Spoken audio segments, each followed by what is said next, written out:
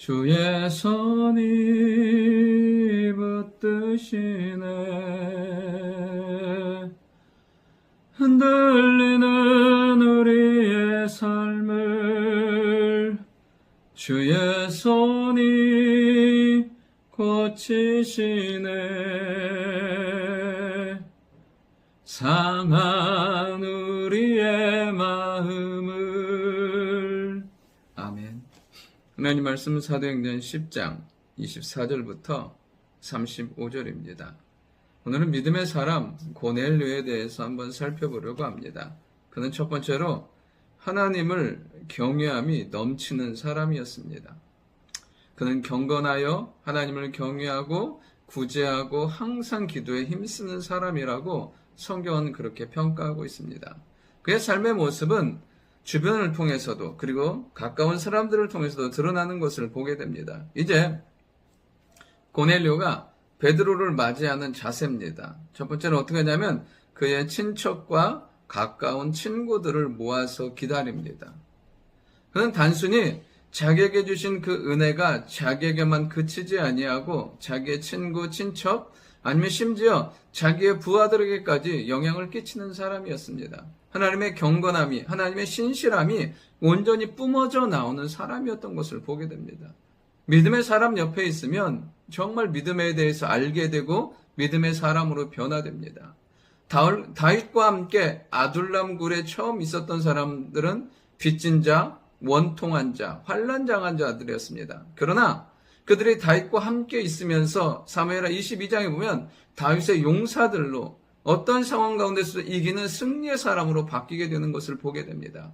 우리 안에 있는 믿음이, 우리 안에 있는 하나님을 경외함이 나뿐 아니라 우리의 자녀들, 우리의 가정, 우리의 공동체에 아름다운 영향력을 끼치는 우리가 될 수 있기를 원합니다. 그리고 25절에 보면 마침 베드로가 들어올 때에 고넬료가 마저 발 앞에 엎드려 절하는 것을 보게 됩니다. 그럼 그렇게 하지 않아도 돼요. 그는 직분과 신분이 그렇게 하지 않아도 되는 사람이었습니다. 그런데 고넬료의 태도는 마치 예수님을 맞이한 것과 같은 태도를 취하는 것을 보게 돼요. 성경에 보면 예수님께 많이 나왔지만 이렇게 엎드려 절한다는 표현이 그렇게 많진 않아요.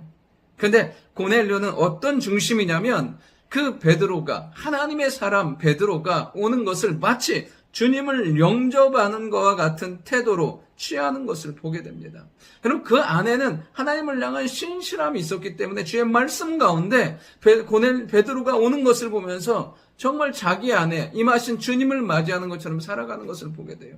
우리 안에도 정말 신실하신 주님이 항상 우리 가운데 계신 것처럼 그 하나님을 인정하며 믿음으로 살아가는 우리가 되어야 될 줄 믿습니다. 그리고 이 고넬료가 33절에 보면 베드로에게 이렇게 말해요. 이제 우리는 주께서 당신에게 명하신 모든 것을 듣고자 하여 다 하나님 앞에 있나이다.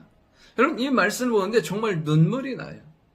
이 고넬료가 신실하게 하나님 앞에 살고 자기뿐 아니라 모든 사람들을 모아서 기다리는 것은 무엇이냐면 베드로를 통해서 명하신 하나님의 말씀을 듣고자 온전히 하나님 앞에 서 있는 것을 보게 돼요. 우리의 신앙과 삶이 저는 이랬으면 좋겠어요. 하나님을 신실하게 경외하고 날마다 주의 임재 가운데 살아가며 이 고넬료의 고백처럼 항상 하나님 앞에 다 서 있는 그런 귀하고 복된 아름다운 삶의 모습이 있기를 원합니다. 그러면서 궁금했어요. 과연 고넬료는 어떻게 되었을까? 성경의 이 사도행전 10장에 나오기에는 너무나 짧은, 너무나 복되고 아름다운 사람인데 어떻게 되었을까? 그러면서 에디오피아 여왕 간다게의 내시도 궁금했고, 그리고 바나바의 삶도 궁금했습니다. 성경엔 그들을 많이 할애하고 있지 않아요. 그들에 대해서. 왜냐하면 바울을 중심으로 성령의 역사와 교회가 세워지는 것들을 축점에 맞춰서 진행되다 보니까 그들의 분량은 작을 수밖에 없어요. 그러나 작다고 해서 하나님 나라에서 의미가, 가치가 작아지는 건 아니었어요. 여러분 어떻습니까? 이 고넬료와 같은 그 믿음의 사람들을 통해서 바울이 가기 전에 이미 로마의 교회가 세워지고요. 그 에디오피아 여왕 간다게의 내시를 통해서 에디오피아의 정말 복음의 역사가 일어나고 바나바를 통해서 믿음의 사람 마가가 세워지고 가는 곳마다 하나님의 역사가 일어났던 것처럼 정말 그들의 삶이 성경에 할애하고 있지 않지만 하나님의 나라에 별과 같이 빛나는, 다니엘서에 기록된 것처럼 별과 같이 하나님의 나라 가운데 아름답게 빛나는 삶인 줄 믿습니다. 저는 우리의 삶이 이렇게 하나님을 경외함으로 하나님 앞에 복된 삶, 은혜의 삶이 될 수 있기를 원합니다. 두 번째로 뭐냐면 이 고넬료는 하나님의 일하심을 보이는 사람이라는 것이에요.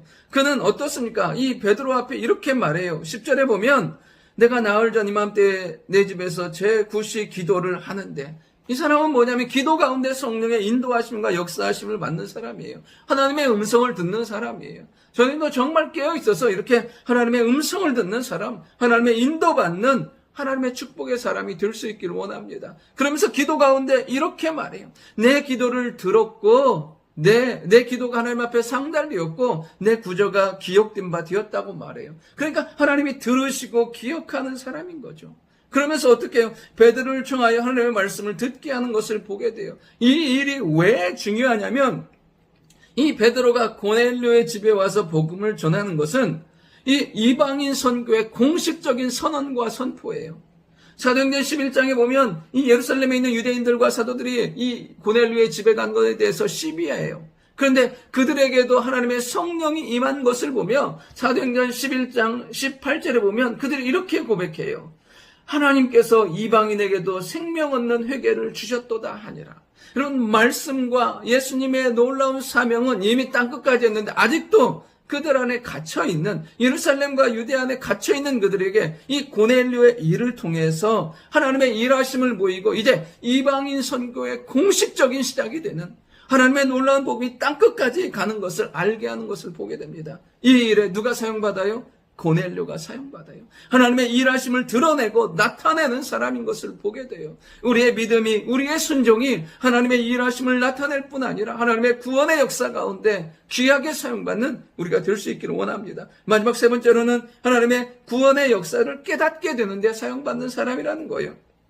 이 베드로가 이 고넬료를 보면서 깨닫는 거예요. 아, 하나님께서 이제 말씀하시고 역사하시고 구원의 역사가 이제 유대를 넘어서 이방인들에게로 향하고 있구나. 이 말씀이 성취되고 있구나. 알게 되는 것을 보게 돼요. 그러면서 그를 보면서 이 베드로의 고백은 무엇이냐면 이 사람은 하나님을 경외하는 사람이다.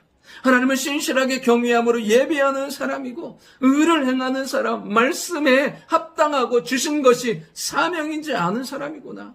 그리고 그를 통해서 하나님의 놀라운 구원의 역사가 일어나는 사람이구나 알고 깨닫게 되는 것을 보게 됩니다. 우리의 인생과 삶, 하나님 안에서 이렇게 하나님의 일하심과 역사하심과 하나님의 충만케 하심을 경험하는 우리 모두가 될 수 있기를 원합니다. 좋으신 아버지 하나님, 우리가 항상 깨어있어서 고넬료와 같이 하나님을 경외하는 사람 되게 도와주시고 하나님의 일하심을 나타내는 사람들 되게 도와주시고 하나님의 구원하심을 깨닫게 되는 놀라운 사람들 되게 주여 인도하여 주옵소서. 우리의 모습이 하나님이 기억하시는 사람, 하나님이 사용하시는 사람, 별과 같이 주의 영광 가운데 빛나는 저희들 될 수 있도록 주여 인도하여 주옵소서. 감사드리며 살아계신 예수님의 이름으로 기도드립니다. 아멘.